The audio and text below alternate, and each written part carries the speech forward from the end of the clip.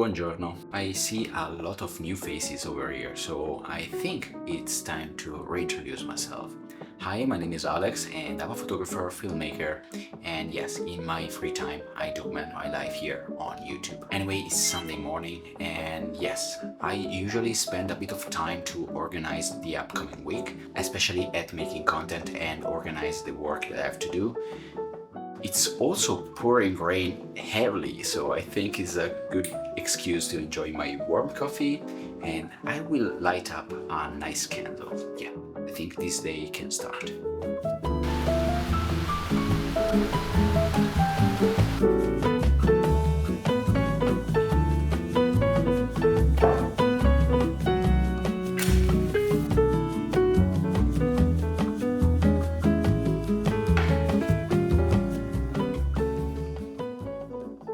Usually I take a bit of time to organize my content for the upcoming week, and I want to break down how I do it. I actually use three tools to organize my ideas, and yeah, the first one of course is a normal notebook, and I love taking notes with my pen and a piece of paper just because, I don't know, I can let the thoughts flow without judging whatever I'm writing. So whether I'm deciding to shoot a vlog or a short form content, I write down all my ideas, and this is a good exercise to not filter the bad ideas, because sometimes I come up with some ideas that I think that they won't work, and if I develop them later, those ideas actually become something very nice and interesting to share.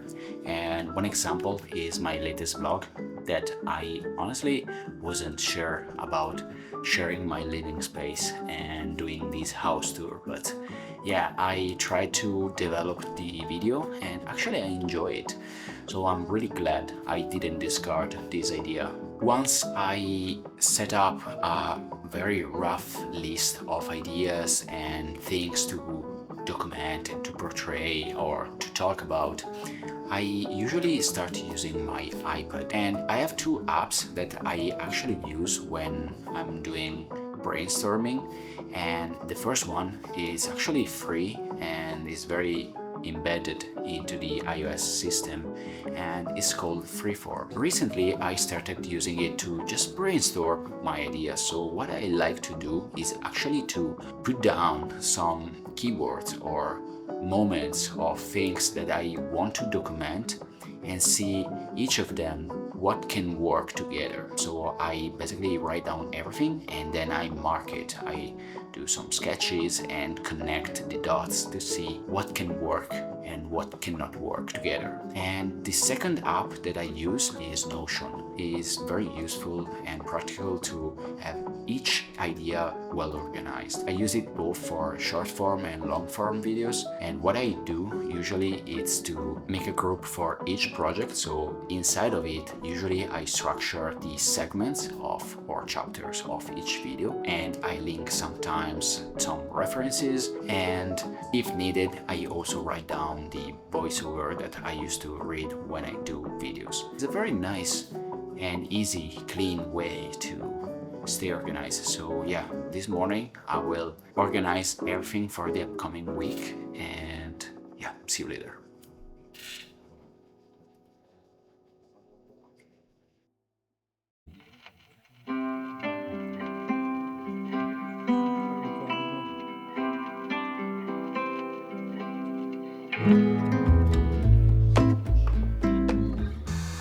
Yesterday I went to Orsanero to shoot some videos for their social media page, and I came back home with a couple of nice things. So I got a couple of coffee bags. The first one is from Duck.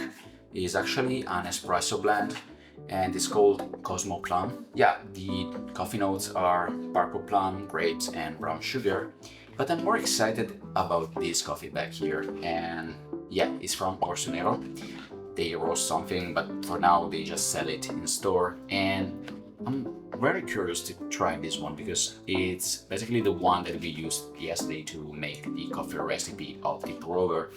And yeah, I want to do a pour-over here, but with a little twist, as I want to do a nice pour-over. So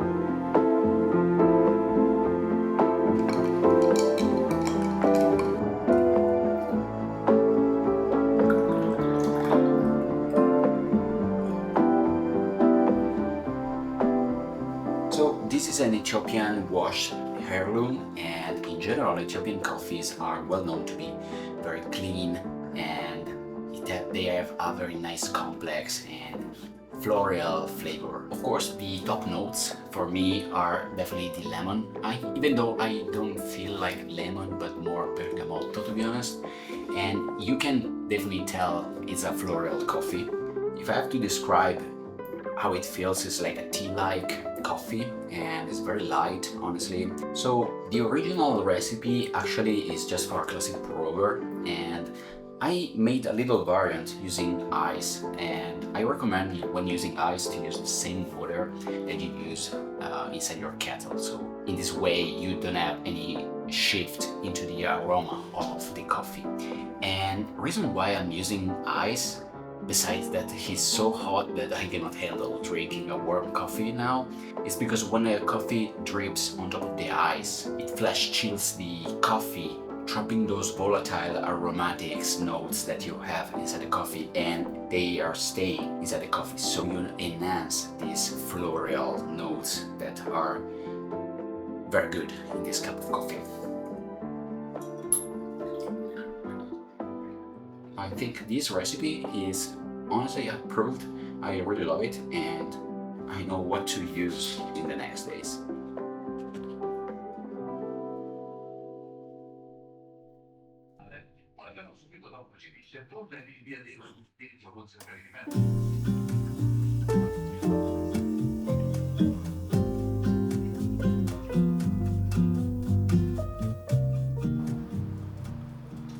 I'm trying to implement a new sort of routine after my lunch. Basically, what I used to do is to make a cup of coffee and sit here and look at some books just to find a bit of inspiration. And usually inspiration comes in many ways. And today I want to show you 3 books that I really love, and all 3 are totally different from each other.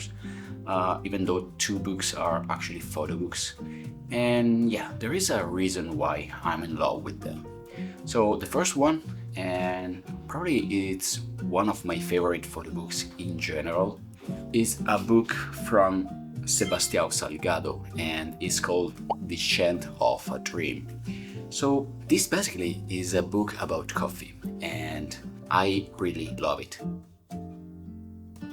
I love this book mainly because it's about coffee, of course. I love coffee, and the word behind the coffee culture to me is amazing, because it's a word that is deeply connected to the nature and how the human beings are working together with nature. I don't know how much do you know about growing coffee, but coffee grows in altitude, and we can use not so many machines actually to harvest coffee beans. So Salgado in this book basically went around the world to document how different cultures and different people live their lives because of coffee, and the images are amazing. They're all in black and white, and I love black and white photos, even though I don't take many black and white photos, but I think they avoid distractions of colors and let you just focus on the composition and the story of each photograph. And Salgado was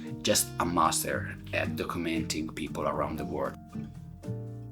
This book reminds me that one day in the future I will manage to travel the world and reach beautiful destinations just to document those people and see how they grow coffee, how they are deeply connected with nature. And for me it's a very nice source of inspiration because it reminds me my goals in terms of photography. The second book that I want to talk about is still a photo book, and this time is a book in color, and is made by my current favorite contemporary photographer, and we are the same age honestly, so it's very contemporary I guess, and it's called Joe Greer.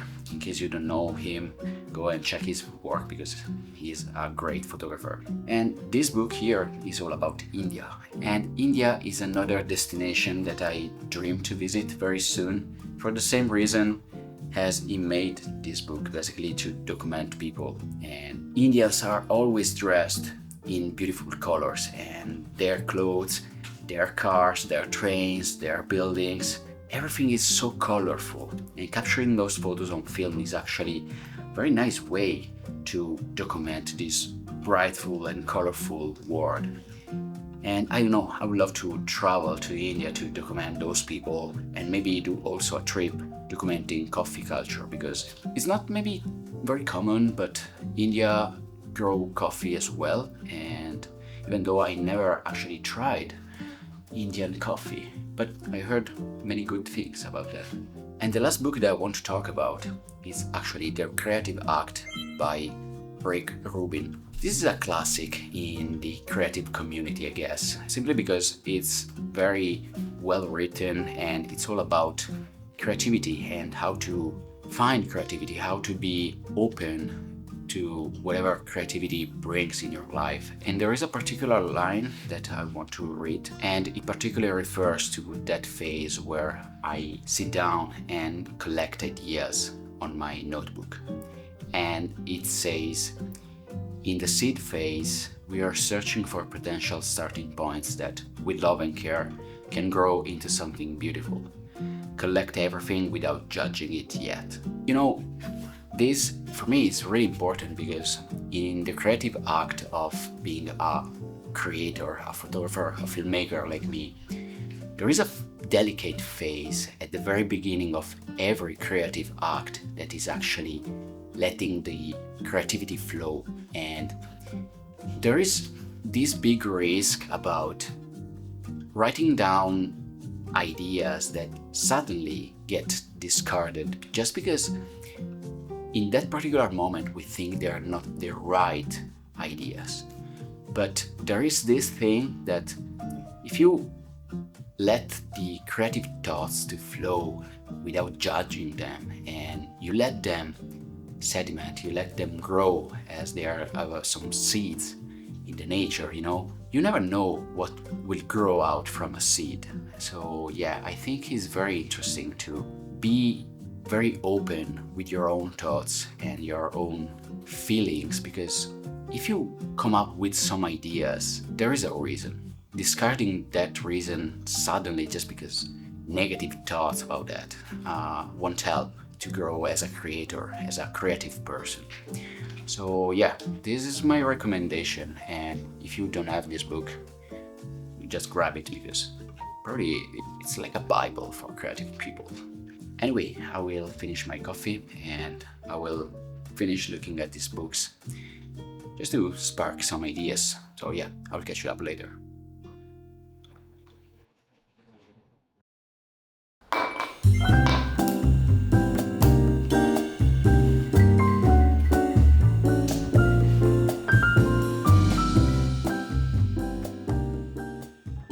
I was about to organize my folder of negatives, as I need to organize a couple of projects, and the first page that I found here is all about a trip that I did last year with my father. We went to Iceland doing a road trip with a van, and the only camera that I took with me was a film camera, and that was kind of scary. But anyway, I took just a couple of rolls of film with me, and both of them were in black and white, which made the trip even more scarier in a photography way, because Iceland has beautiful colors, and capturing this beautiful landscape just in black and white, maybe it doesn't make any sense, but I'm very happy that I've done it. And I want to talk about the camera that I used to capture those photos, because honestly, this camera is my favorite film camera for traveling. And it's not a very complex camera. Even if you are not into photography, you can grab it, and I will recommend it because it's my absolute favorite. And yeah, it's this camera here. So this is the Olympus Mio 2. It's a point and shoot camera. It has a 35mm fixed lens, and it's very bright. It's just f2.8. That means you can use it in many conditions, and the 35mm lens is also very versatile because you can capture basically landscape, portraits, details, a lot of stuff. And the focus system is very interesting. Actually, I rarely missed a photo with this camera. It's somehow all-weather resistant, meaning that if it's rainy and mostly humid, not rainy, it should resist, it shouldn't fail and capture any water drops in the lens or in the filter. And it's automatic, so you don't have to master any skill at shooting photos or film photos in general, because this camera here will handle everything. And even loading the film is very easy, because you basically insert the roll of film and it will be loaded automatically. A couple of good features of this camera is it has a built-in flash and is set to auto, so basically whatever you're shooting, if there is not enough light, this camera will land it without any problem. And another feature that I love is the date. Having a date marked inside the photo itself, it's something that I really appreciate, especially when I'm doing trip photos or lifestyle photos. If you're looking to get any film camera soon in the future, I highly recommend getting this one, because it's very versatile and ready to use for any scope. Tomorrow I will go up to the mountain. I just want to take a day off and seek a bit of freshness in this heat wave, and yeah, I will bring this camera with me, maybe. Even though I'm not sure I will develop in time the photos to see it in this video. See you tomorrow.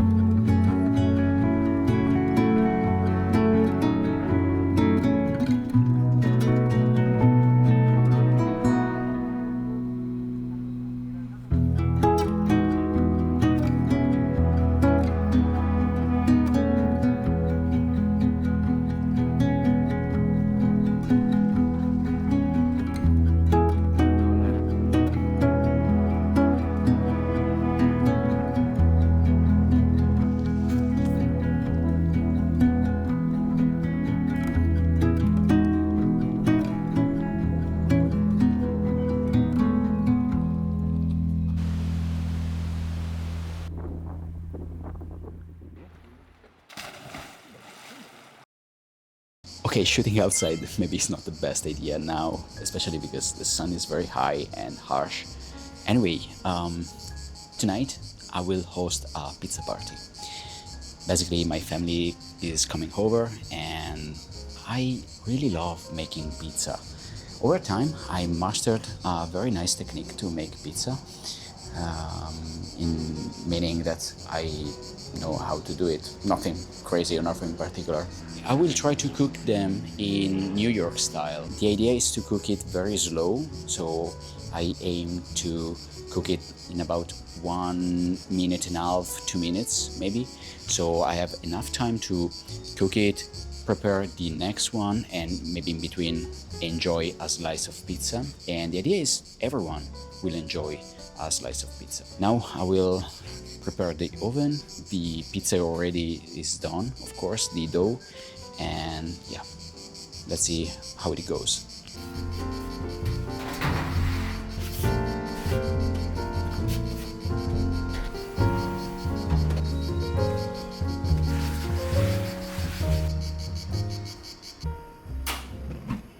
So on the menu, I have 5 pizzas and each of them is basically my favorite.